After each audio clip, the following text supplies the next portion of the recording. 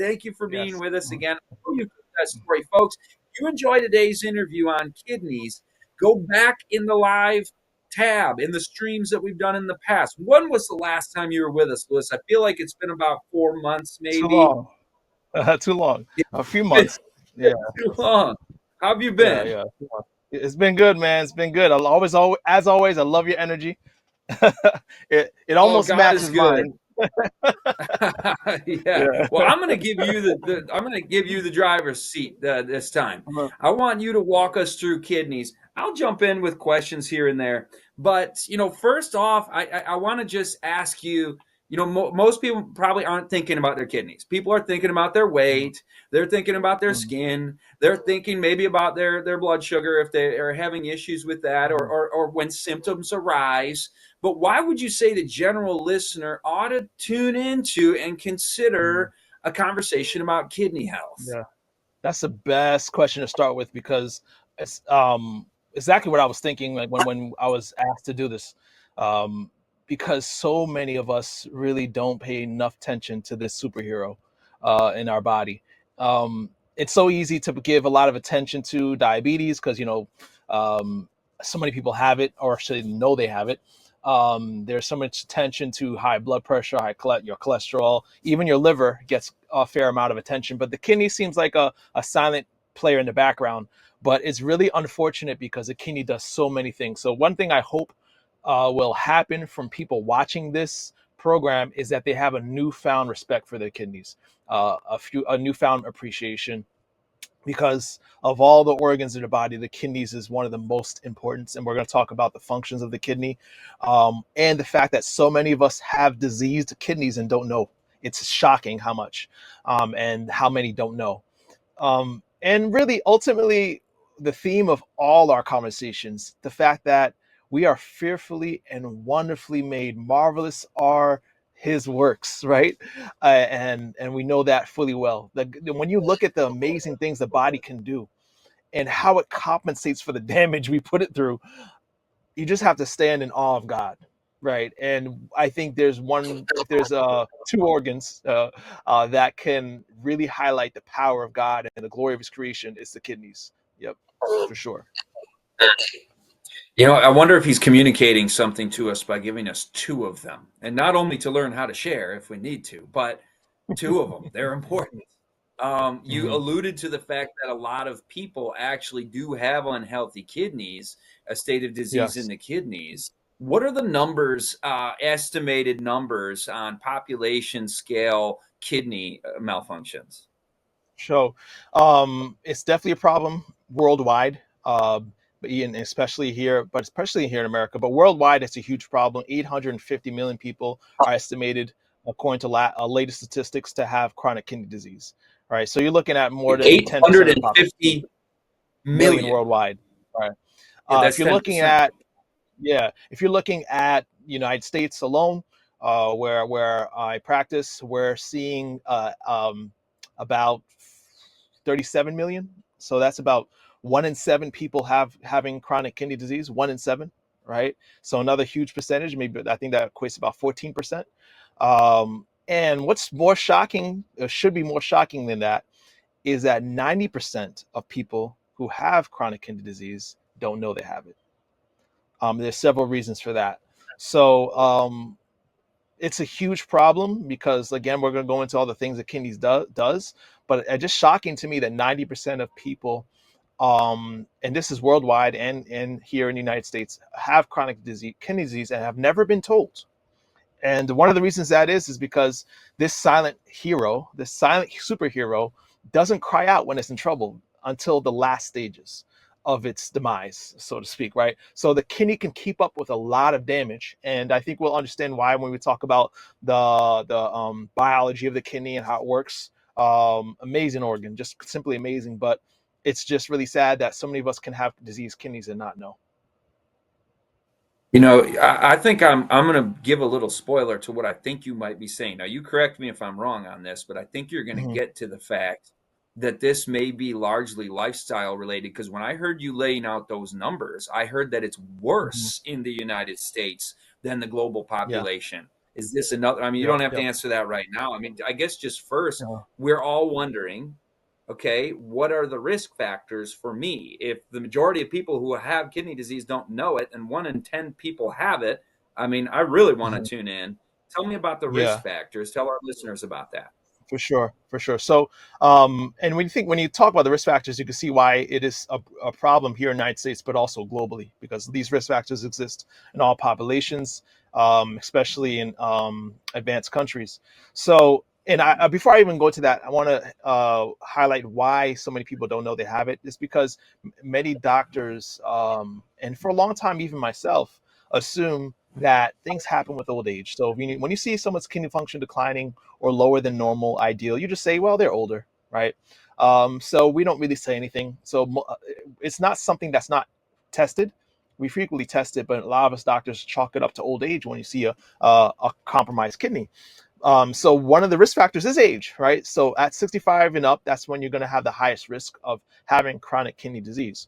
But there are modifiable risk factors, and we're going to go into detail on all of them. But the biggest one would be diabetes. So second to diabetes would be high blood pressure, as another big risk factor that comes along with causing diabetes. Obesity, another one is smoking. You could probably throw in alcohol in there. That's another risk factor for diseased kidneys.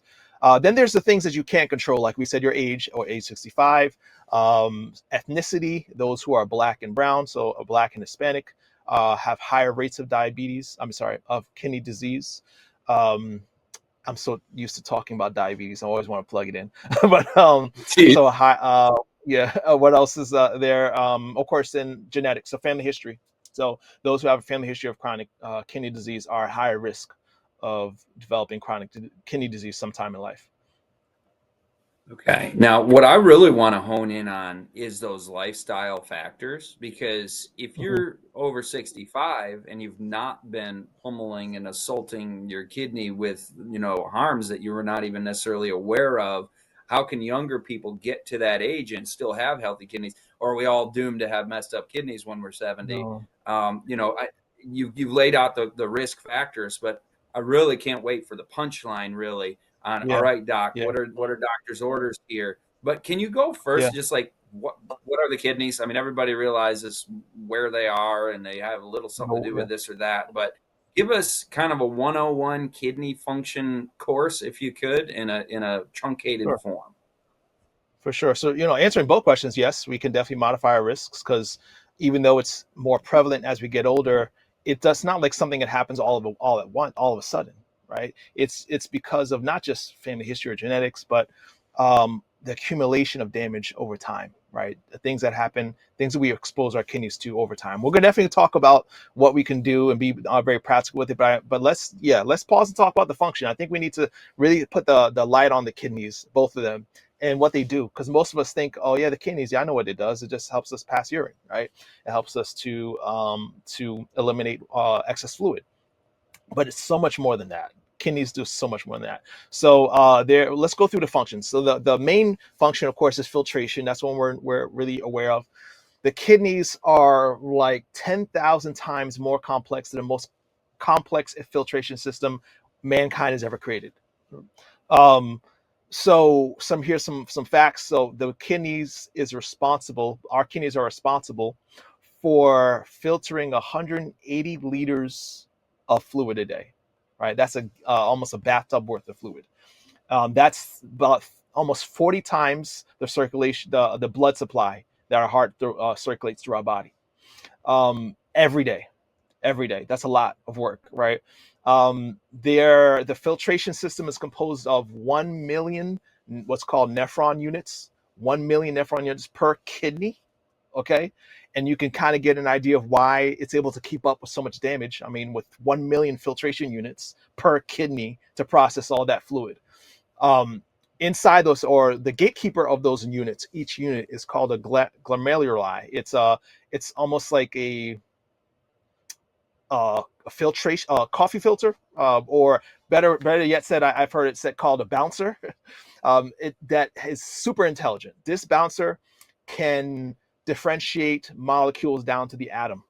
right? It's so experienced that it could look at two identical twins and know the difference automatically. So this the glomeruli is one of the first places where damage occurs in kidney disease, and you can see all this ensuing effects when it does get damaged. But it's amazing to see how sophisticated, how detailed this filtration system is, and of course, it's super important as far as looking at the functions of the kidneys down the line and understanding its importance. You'll see why some of the symptoms happen and what are the side effects of its damage. The other function I want to highlight on the kidneys is blood pressure. So that's one function that a lot of people aren't familiar with. That the kidneys are responsible for regulating our blood pressure, and how it does is pretty amazing. So the kidneys create an enzyme called renin, and this enzyme activates another enzyme called angiotensin into angiotensin 1. And this is a powerful, powerful hormone. This hormone controls our blood pressure in two ways. So when renin activates and leads to the creation of this hormone, it causes our blood vessels to contract, right? I'm getting ahead. The way it does this is by sensing when your blood pressure is dropping. So it's like a thermostat system. When your blood pressure is dropping, renin stimulates the production of angiotensin. The blood vessels contract. That's step one. And step two, aldosterone is also stimulated to be produced by the adrenal glands in our kidneys for the retention of water and salt. So now your blood pressure rises, right? This is what keeps our blood pressures from dropping too low, right? And it's very important, right? Whenever we sense dehydration, whenever we're changing positions, getting up from sitting to standing, we would pass out if our blood pressure weren't able to constrict and elevate at times when it was important. So the kidneys are absolutely important for the regulation of blood pressure. So that's one thing that a lot of people don't know, right? Next function I want to highlight for the kidneys is its ability to activate vitamin D.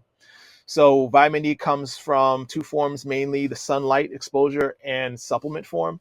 But regardless of where you get vitamin D, if you don't have healthy kidneys, that vitamin D can't be activated. So essentially, you only get the inactive form, and without a healthy kidney, you can't activate enough vitamin D, which of course leads down the line to more complications, because vitamin D we know is important for immune system health. Vitamin D is important for bone health in that it helps us digest calcium coming to the digestive tract. So now we're calcium depleted, right? Another thing that's really important for the kidneys, I hope you're beginning to see how important these are. But another thing that's important is red blood cell production, right? So anyone struggling with anemia or feeling fatigue or low energy, it may be because your kidneys are not producing another powerful hormone called EPO, or erythropoietin. EPO is important for sending a signal to the bones to produce red blood cells, right? And if that doesn't happen because the kidney's function is compromised, now you're anemic, right? Now you're feeling low in energy. Now you're feeling tired and fatigued, right? And then we have acid balance. Acid balance is one of the crucial components of the kidney's function to keep from damaged bones, damaged muscle, weakened heart. And then electrolyte balance. So electrolyte balance is important because without electrolyte balance, we have metabolic dysfunctions, calcium deposits in our heart, leading to heart attack and heart disease, and muscle cramps, weakness. So yeah, these are all the functions. I'm hoping I hit all of them of the kidneys, and you can imagine when the kidneys are declining in their function, all these functions or responsibilities are compromised. Don't know as much as you do about the various organ systems, but you just convinced me this is like second to my cardiovascular health. This is massive. And man, It's you big. blew me It's away, big. Lewis, with 180 times the circulation as the blood circulation does in a day, 10,000 times Yeah. more filtration than our most complex human filters. That's Yep. incredible. Yep. And a Hmm. million of those, what I forgot. But what I want to know now is like, should I be getting tests to Hmm. see if my kidney function is as it should be for somebody my age.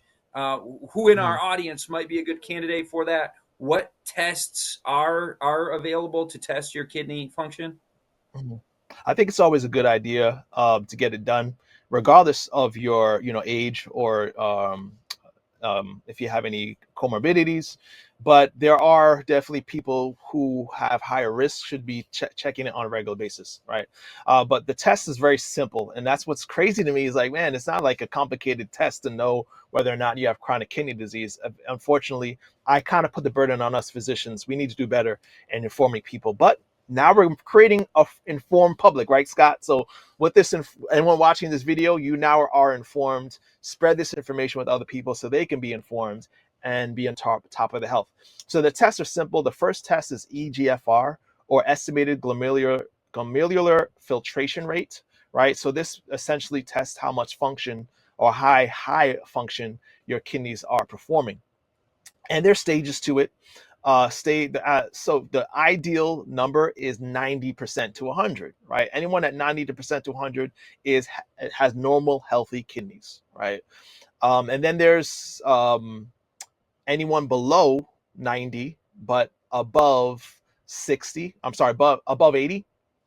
As long as you're within that range, you're also considered normal only if you're not spilling protein, right? So you could actually consider the first two stages. There's five. The first two stages of chronic kidney disease to be considered 1 and 2 with protein leaking means you have a problem, right? Though mild, you do have chronic kidney disease. So that's why it becomes important to test also what's called the urine albumin creatinine ratio. This is a test to see if your kidneys are showing signs of damage. All right. So it's something that can be tested obviously with urine. And if you're spilling protein, regardless if you're in 90% or 80% of kidney function, then you're considered having kidney disease. Now, I should also add to that, there are certain things that can injure your kidneys and just be, let's say, acute damage, not chronic. So what's most important is the trend, right? Is, let's say you went to the doctor, and a lot of people say, hey, my doctor told me I had protein in my urine. I must have, well, according to Lewis, I have chronic kidney disease. No, what your doctor's going to do is repeat the test, right? If you frequently are spilling, so it's a frequency issue. If you're frequently spilling protein into your urine, then you have chronic kidney disease, right? So it's more frequency. So that's stage 1 and 2. Stage 3, that's when you're looking at mild to moderate disease, right? And regardless of your presence of protein, you're considered to have chronic kidney disease, okay? So the numbers from stage 3 are basically from anyone that has kidney function from 60 to 30, all right? From 60 to 30. So stage 1, 90 to 100. Stage 2, 60 to 80. Stage 3 is anyone from 30 to 60.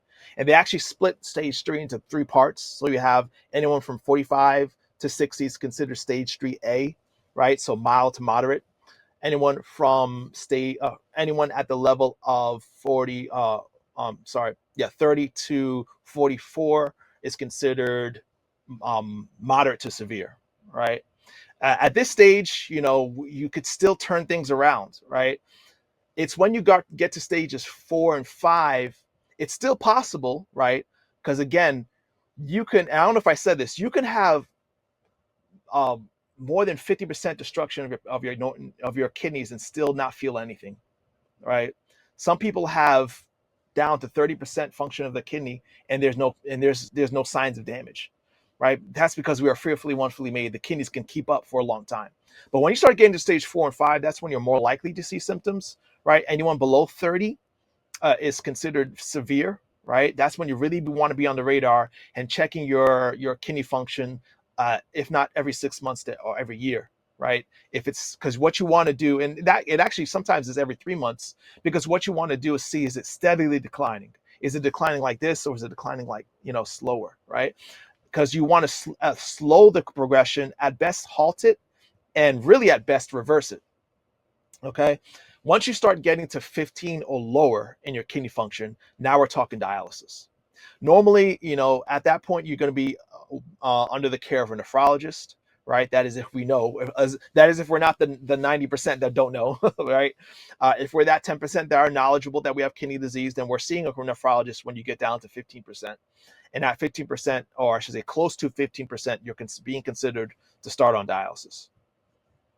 So I know those numbers are a little complicated. I could always send, well, actually, it's really easy to look up. Just look up kidney function numbers by GFR, right? But I do want to highlight that the GFR is just one test. There's also the urine albumin test, the albumin to creatinine ratio, right? That number is really important, and it's really important to have both tests. So ask your doctor for a GFR and a urine albumin creatinine. You want to do both because the urine albumin and creatinine could actually indicate kidney disease 5 to 10 years before your kidney function starts to decline.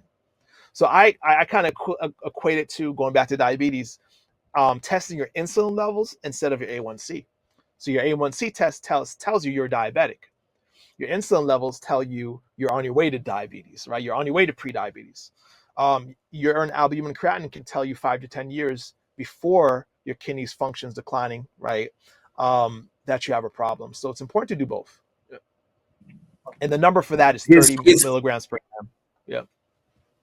Yeah, you got to slide your diabetes help in because there are so many people are struggling with that. Diabetes 180. Yeah. What's the URL, by the way, for people to learn about diabetes from you and Oh, get your really help easy. on Just my that? name.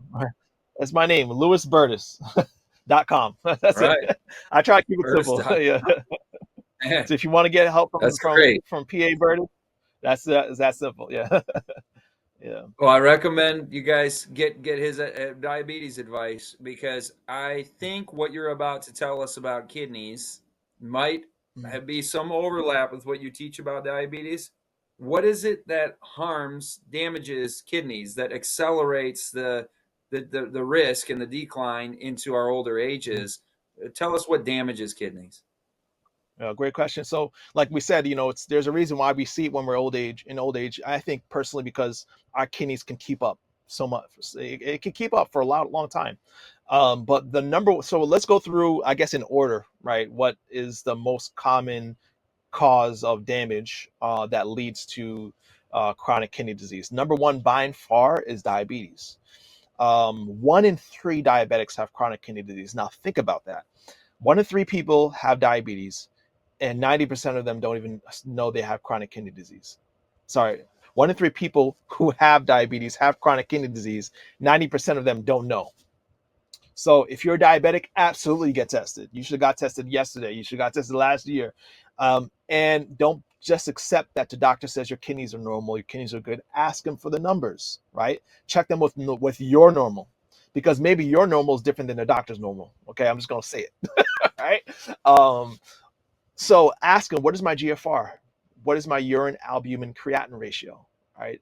If it's above 30 in urine creatinine ratio, when we have chronic kidney disease, even if your kidney function is normal. If your kidney function is below 60, you're mild to, at this point, you're looking at moderate to severe kidney disease, and we need to start doing something to change it. So diabetes absolutely is number one risk factor. If you think about it this way, the sugar that is flowing through your blood has to end up somewhere. And when it ends up, where it ends up, the end point or exit point is your kidneys. So you can imagine all that sugar, right, that your body was not able to absorb into cells ends up in your kidneys, and it becomes like sandpaper to those poor nephron units, right? Sandpaper specifically in the glomeruli, the bouncer unit, right? The gatekeeper section of each nephron. It's like putting sand through that filter. And so over time it scars up and becomes leaky, becomes damaged. Proteins are now leaking into the urine. Toxins that are supposed to be filtered out are kept in. Think of a colander that's now kind of blocked and clogged, so that things that are supposed to be filtered out are stuck in the body. Yeah, so diabetes is number one. 44%, according to the latest studies, 44% of people who have chronic or end stage renal disease are diabetic. All right.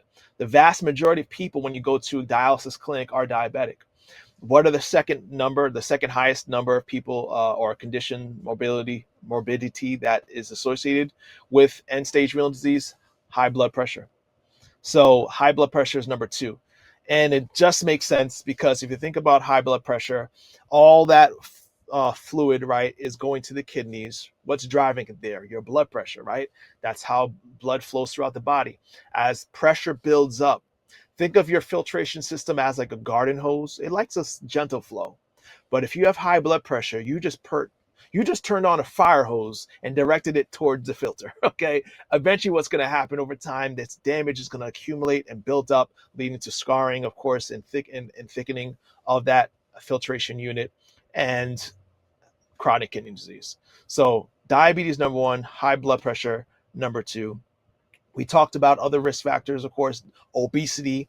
For the same idea, people who are overweight or obese usually have high blood pressure. But also, if you think about it on a more like physiological reason, there's more pressure when you're carrying a lot of weight.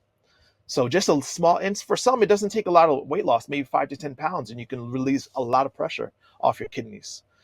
So obesity is huge. We talked about smoking already, smoking for obvious reasons because smoking damages blood flow to the kidneys. So if you're diabetic, you want to be on top of your blood sugar levels. If you have high blood pressure, you want to try to reverse that. The great thing is what we're going to go into as far as lifestyle changes helps both diabetes, high blood pressure, and obesity. So you can knock all those out, right? Smoking, of course, you want to definitely stop smoking. So I think I highlighted 7 risk factors for diabetes, things that cause and damage the kidneys. 4 of them are very well controlled, or it can be controlled by you. We can't help our ethnicity. I can't help that I'm black, and black people have 4 times the rates of um, kidney disease than compared to whites. Latinos have 2 times as much, and I know a lot of people. This definitely preserves some words. So why is that? I don't know, Scott. You ever wondered why? Why is it that blacks and Hispanics have Was going to higher kidney ask disease? you, Yeah. is there an increased risk due to genetic factors, racial genetic factors, or Mhm. is there a lack of access issue in certain communities, lack of access to higher quality nutrition? Like, are these rates mirrored in the diabetes and the heart disease and other lifestyle diseases, or is there Mhm. something unique about the kidneys that especially leaves people of color more vulnerable? Yes, all of the above. All of the but above. uh, Okay. Okay. but really, yeah, yes, there's a genetic component, of course. There's because it can run in families, but by and far the biggest component is the access to healthcare, lower socioeconomic status that comes with being a minority, unfortunately, in the United States. Do you So, find higher rates of kidney disease also in like rural Appalachia where lower income whites reside, or is there a absolutely, unique absolutely, racial risk factor? Okay. yeah. So when we're doing population studies, we're looking at all populations, right? And we're comparing. So when you say 4 times compared to Caucasians, right, we're comparing one group to another. But unfortunately, there still exists in America a lot of disparities among racial Yeah. groups, and it's really sad. But so even though there may be a genetic component, that by and far can be bypassed if we decide to change our lifestyle. Genetics, yeah, it may load the gun, but as I always say, lifestyle pulls the trigger. Perfect example of this is the Pima Indians. So this is an example, plugging in diabetes again, but uh, Pima Indians have the highest rates of diabetes globally, right? They're a native tribe that mainly resides in Arizona, and their rates of diabetes are somewhere like if those who are 35 and up have like 50% rates of diabetes, like 50% of people over 35 are diabetic, Pima Indian population, right? So you're gonna say, well, that's great, that must be genetic, right? But however, if you look at that same people group of the same genetic profile across the border in Mexico, they have almost diabetes almost doesn't exist. So the same genetics, you just change, you just pick them up from here, move them here, and all of a sudden diabetes rates are gone. So to me, it just highlights the fact that genetics are not even half the story. They're a small part of the story. The biggest part is what we expose ourselves to. And I have to throw this in too. I'll let you say this, but like, do you realize that according to studies, 8% of Black people don't have a grocery store in their neighborhood? So they talk about food deserts, right? And compare it to whites, where I think the run number is about a little over 30% have a grocery store in there. Now you highlight the fact that, okay, there's no grocery store. A lot of people lower socioeconomic status don't rely on public transportation, don't have cars. So it's a big hassle to have to go out of town to the grocery store. Where are they going to shop? They're going to shop at the corner store, the fast food store, all the convenient stores around them, which, what are they selling? Junk, right? We call it food deserts. I like the term that some people call it food apartheid. It's unfortunately because of a lot of the racial inequality and the lack of investment in these communities, and it's sad. And I think we need to voice more concern over it and see how we can come up with a solution to change that. But eventually, we have to have self accountability. Though knowledge can break the many curses. Knowledge is power, right? And so I hope that people can take the knowledge and not stop blaming the genetics and say, what can I do to change my outcomes? Yeah. Yeah, yeah. Well, I think you brought a really good balanced perspective in that there are, some social obligations that we owe to our fellow man, and then Yeah. also as Yeah. an individual, you hear this and say, I'm not gonna accept victimhood as my destiny. But what can I do? What changes can I make? And I know you're going to get into lifestyle changes, and all we can do Yeah. is our best.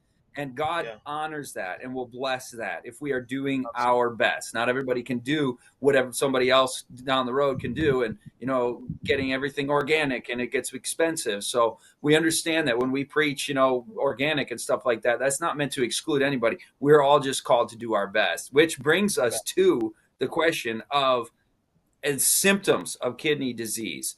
Initial 90% of people must be having little or no symptoms because they don't know they have it. So are you progressed pretty far along when you first start noticing symptoms? What are Usually those? are. And then what are the critical symptoms that somebody listening to this is like, this is serious? Yeah, for sure. I mean, going back to the fact that most people don't know they have it. 90% don't know they have it, because you can almost have 90% destroyed, right? Of when I say destroyed, compromised, you could be down to the last 15% and still feel nothing, right?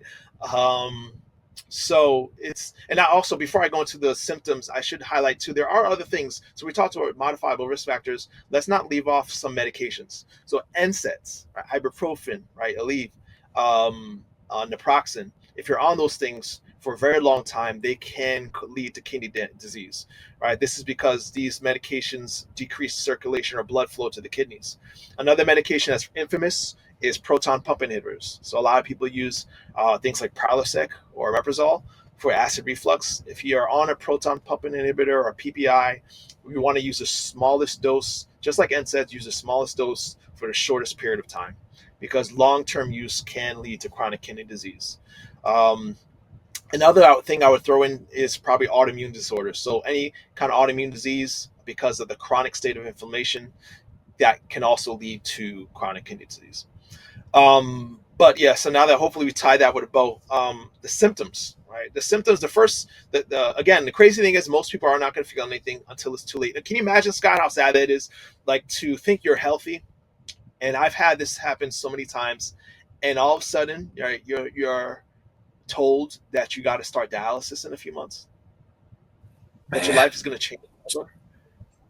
It's heavy. It's heavy, and it happens too often because the symptoms seem so benign. The symptoms seem like, you could chalk up fatigue to anything. I just feel tired all the time. I guess I'm just getting old, right? But fatigue, or I would say 70% of people who have symptoms, and if they have symptoms, it's going to be fatigue, low energy. And why that is, it makes sense, right? We go back to the function of the kidney. The kidneys, one of the main functions of the kidney is to help stimulate the production of red blood cells.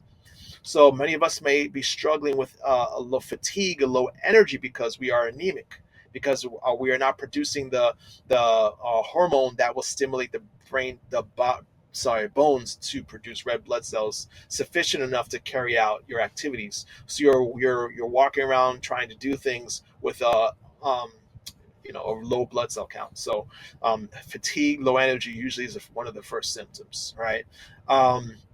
Another symptom that's really common is brain fog. Brain fog usually happens later on with later stages, but a lot of times people think, again, I'm getting old, right? That's why I'm getting forgetful. But if you're experiencing Brain fog, that could be a symptom of kidney disease, because what happens, again, think about it, the toxins are building up in the blood. Where they're going to end up? Also in the brain, right? So they call it uremic encephalopathy. Basically when toxins build up, backed up from the kidneys, end up in the brain. Brain fog is common. Another common symptom is itching.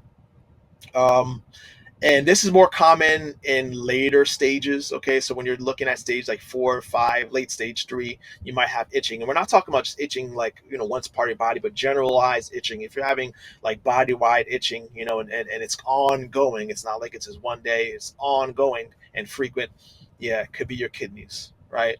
Another symptom would be muscle cramps and muscle weakness, right? This is also something that happens usually like stage 3 and onward, so middle to late stages, you might have muscle cramps. That's because of the electrolyte imbalance, right? Because your electrolytes are imbalanced, which can lead to muscle cramping and weakness. Edema and shortness of breath is another symptom that happens. These definitely usually happen in later stages, like stage 4 or 5. You get so bad that your kidneys get so bad that they are failing to you're retaining fluid. You're failing to filter out fluid, right? And so now you have fluid backed up in your lungs. You're feeling short of breath, right? You have swelling in your feet and your hands. Your shoe doesn't fit like it used to. And you can imagine how all these symptoms, like, they all could be just chalked up to old age, right? Or you might think they're unrelated. And what's the most important thing? I don't want anyone to think, oh man, like I feel tired, I must have kidney disease. It's usually accumulation of things, right? It's usually not just one thing, but accumulation of things, right? But this is usually like a stepwise approach of how you see the symptoms happening. A frequent urination usually happens later on, when you're now like you're running to the bathroom at night, right? And one thing that can happen in any stage is actually interesting, is foamy urine. So when you go get up to pee and you notice like a kind of frothy, foamy look to your urine, don't ignore that, right? Especially, or I should say, particularly if it's not going away. Um, don't just think, oh, it's nothing. That's a sign that you're spilling protein. So that's why it can happen in any stage. If you have foamy urine and it's consistently happening, this could be a sign of proteinuria, which is protein spilling into the urine instead of being held into the body where it belongs.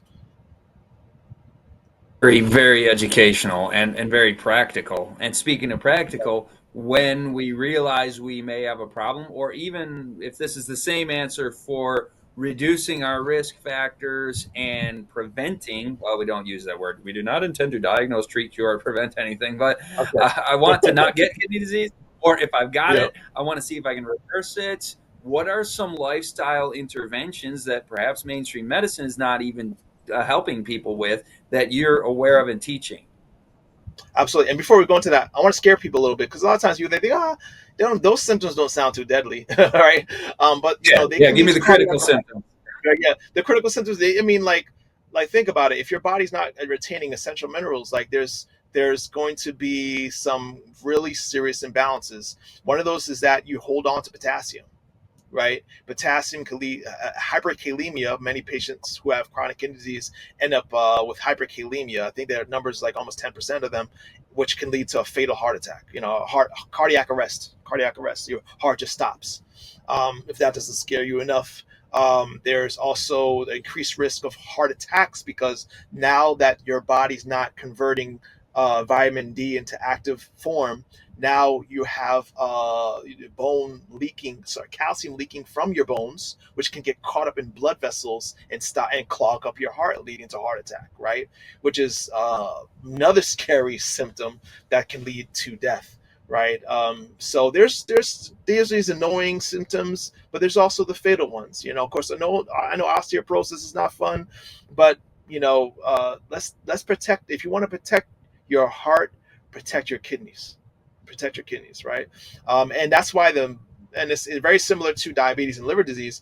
The most people who have chronic kidney disease don't end up on dialysis. Do you know why, Scott? They don't end up on dialysis.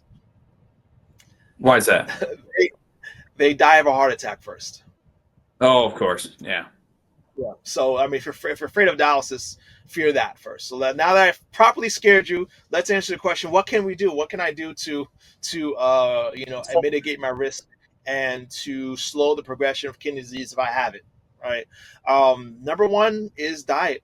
I can't bypass that, but it's diet. And the diet that's been shown to be most friendly to kidney disease is a whole food plant-based diet. All right.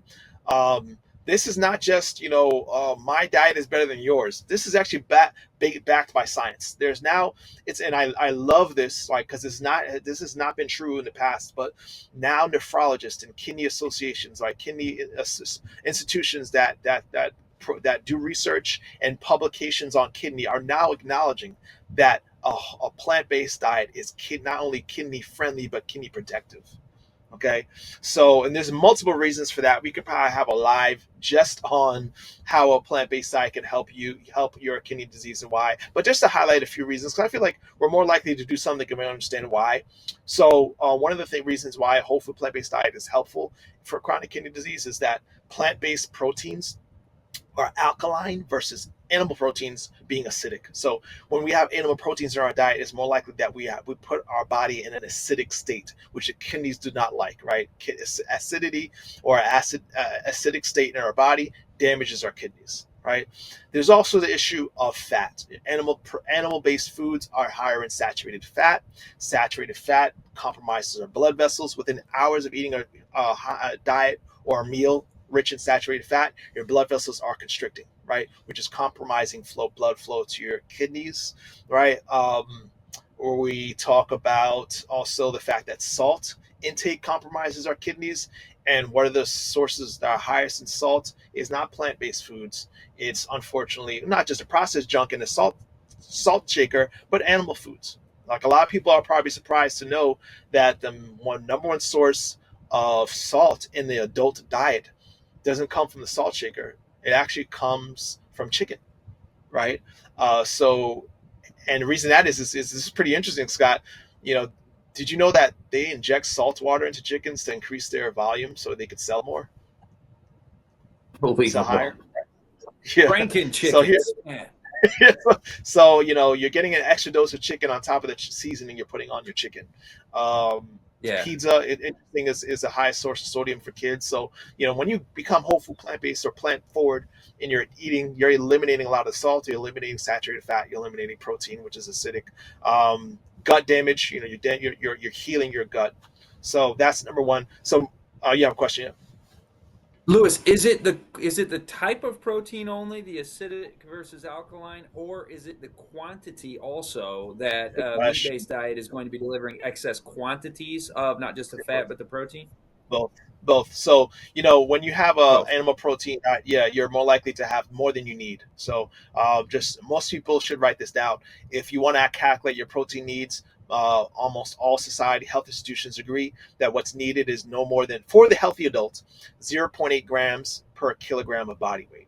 When you're eating a lot of animal proteins, it's very high to overshoot that mark and be at 1.5 or two times that 2 grams per kilogram of body weight. Of course, there are people who are bodybuilders and lifters, who are doing that on purpose. But many people are having too much protein coming from animal-based foods for all the reasons that we stated, but also because you're more likely to end up with an overload. And that again backs up and creates pressure inside that glomerular filtration unit we talked about.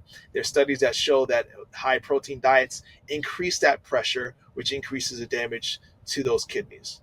So I if you remember want, I remember T. yeah, Colin Campbell in Forks Over Knives. He's the author of the China study. I remember him yeah, saying, "You yeah, don't need to fret about am I getting enough protein." Like that was a big thing from the post World War II.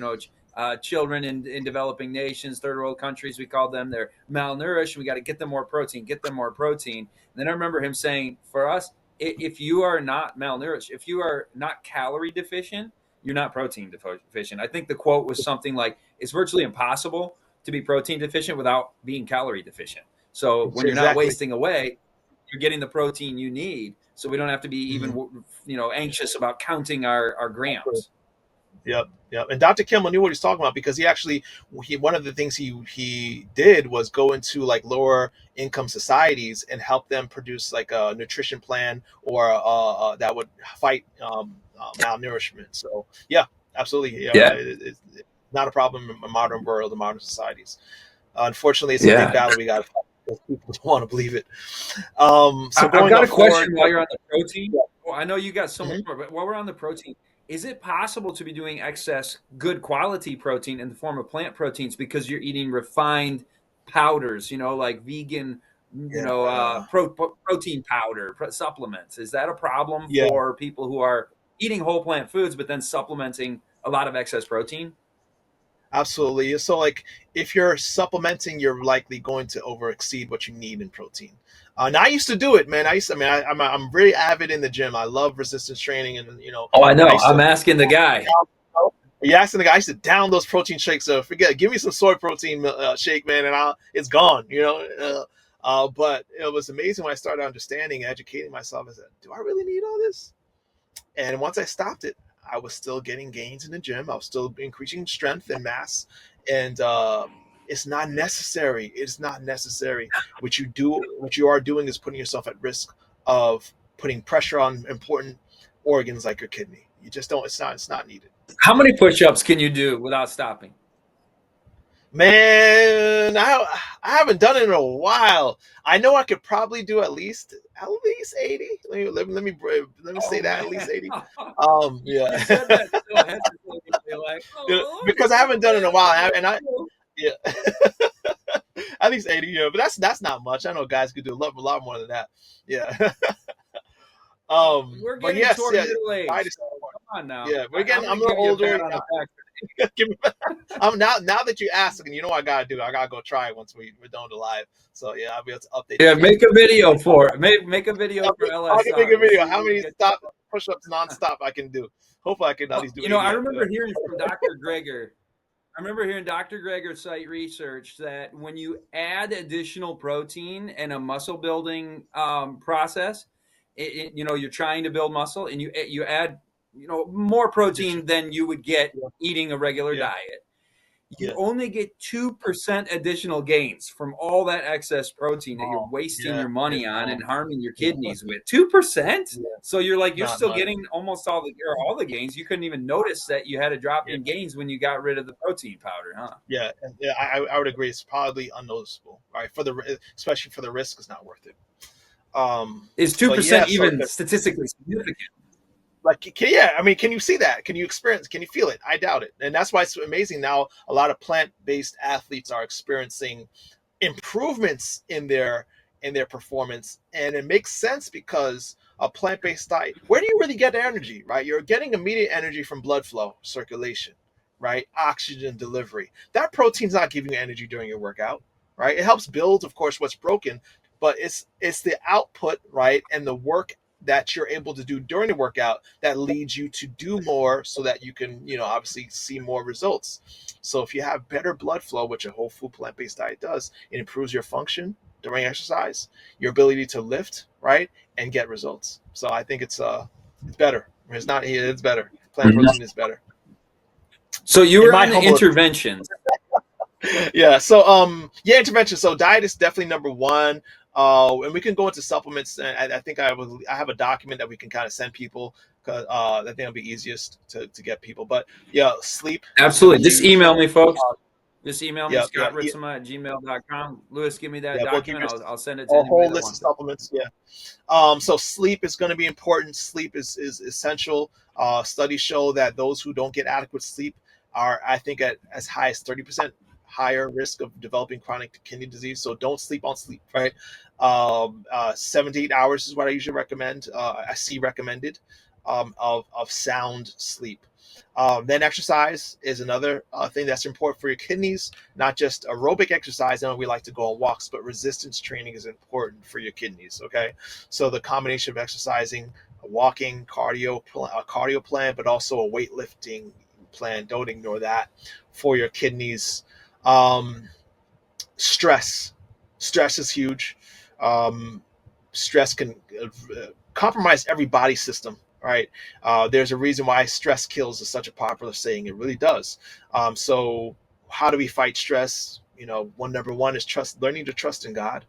Leaning on biblical principles like prayer and forgiveness, expressing gratitude, Mindfulness practice is also something that a lot of people have been talking about lately and studying. And this is a biblical principle, right? Learning to be still, right? To be present in the moment we're in instead of wandering in our mind from one problem to the next.